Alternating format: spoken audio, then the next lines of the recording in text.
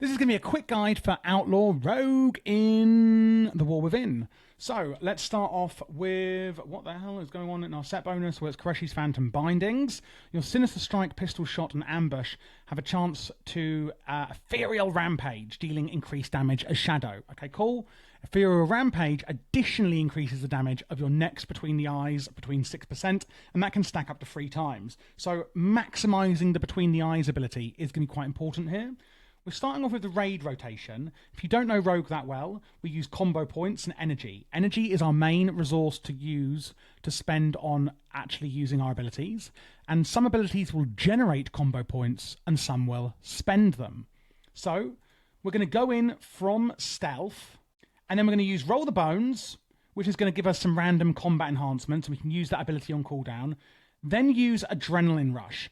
Increases your energy regen rate, your maximum energy, and your attack speed. And it's also going to give you maximum combo points, which we're immediately going to use on Slice and Dice to increase our attack speed for 48 seconds. Try and keep Slice and Dice up then at all times, which isn't difficult. Then, going into the normal rotation, starting off with the raid rotation, by the way, we're going to be using Facility, which will restore energy and increase mastery for a few seconds. Like I said, use Roll the Bones on cooldown, use Adrenaline Rush on cooldown, then use Ghostly Strike on cooldown. This is on a 1.5 minute cooldown, strikes an enemy, dealing damage, and causes the target to take more damage from your abilities for 12 seconds, and will generate a combo point. Our first priority finisher is Killing Spree, a finishing move that teleports to an enemy within 10 yards. Look, it's really cool, see? And attacking with both weapons for physical damage. 100% of the damage taken during this effect is delayed, instead taken over 8 seconds. More points, more damage. Then we have Vanish, meaning you can go into stealth while you're in combat. Specifically, we're going to use Between the Eyes if we're in Adrenaline Rush and we're in Vanish, so we can maximize the damage it does. If we're not able to do those two things, then use it after Slice and Dice, or as a lower priority to Slice and Dice. Otherwise, use it here. Keep up Slice and Dice, like I said before. Dispatch is your kind of filler, or like the one you're going to be using your most as your finisher. Basically, if you can't use these other finishers, then use Dispatch. Just does a load of damage. Ambush, use it whenever it pops up, and you can use it. It does usually require stealth. You ambush a target, causing damage, and it has a chance to hit an additional time, making your next pistol shot half cost and double damage. This is something known as Opportunity, which is also from your Sinister Strike. That has a chance to hit an additional time, making your next pistol shot, again, half cost, double damage. And then we have this talent here, Fan the Hammer. When Sinister Strike strikes an additional time, you gain 2 additional stacks of Opportunity. Half cost uses of your pistol shot consume 2 stacks of Opportunity to fire additional shots. So use Pistol Shot here whenever it procs, basically.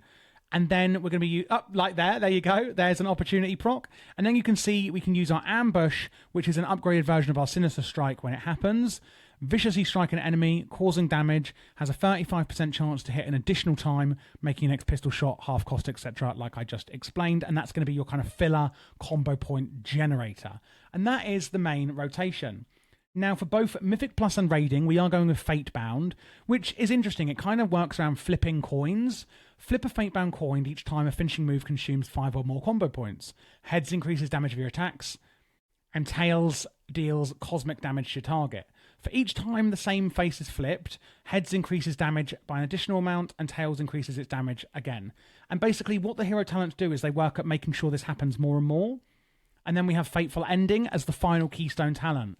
When your Fatebound coin flips the same face for the 7th time in a row, keep the lucky coin to gain 7% agility until you leave combat for 10 seconds.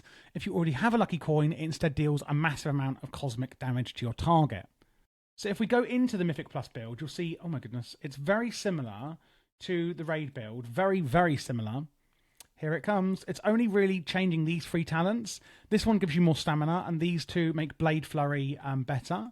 So as you can see, the rotation is pretty much the same. The only difference is we're using Blade Flurry as a top priority on cooldown.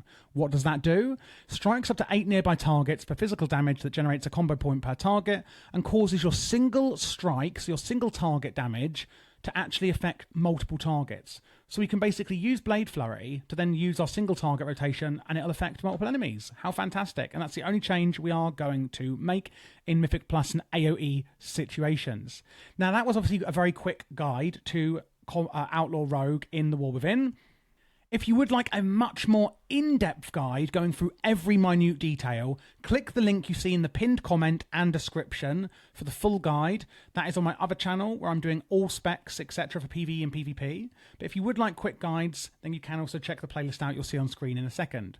You can also join my Patreon if you wish to get macros for The War Within for every spec, LVI profiles for The War Within, and also get VIP support on Discord or Patreon, whichever you prefer, from me to help with any spec or WoW questions you may have.